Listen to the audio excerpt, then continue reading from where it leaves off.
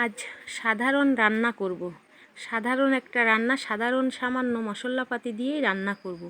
বৃষ্টির দিনে ছোটো মাছের উৎসব। বৃষ্টির দিনের গ্রামের খালে বিলে অনেক ছোটো মাছ পাওয়া যায়। সেইখান থেকে জেলেরা ছোটো মাছ ধরে এনে বাজারে বিক্রি করে। সেইখান থেকে তোমাদের ভাইয়া আমাদের বাড়িতে ছোটো মাছ কিনে এনেছে। ছোটো মাছগুলো আমি ধুয়ে কেটে পরিষ্কার করে রেখেছি। আমি ছোটো মাছ খেতে অনেক পছন্দ করি। তোমরা কে কেমন পছন্দ করো কমেন্ট করে জানাবে। এবার যাওয়া যাক রান্না বান্নায়। আমি পেঁয়াজ কুচি, ঝাল কুচি কড়াইতে নিয়ে নিলাম।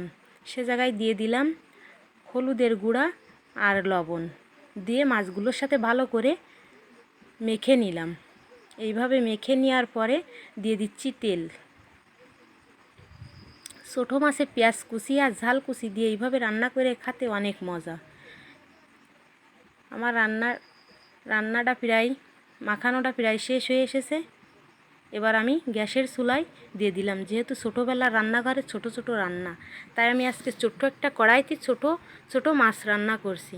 তোমাদের কার কেমন লাগে জানাবে। এবার দিয়ে দিলাম আমি এক টুকরো ধনেপাতা কুচি। ধনেপাতা কুচি দেওয়া হয়ে গেছে। আমার রান্নাটাও শেষ।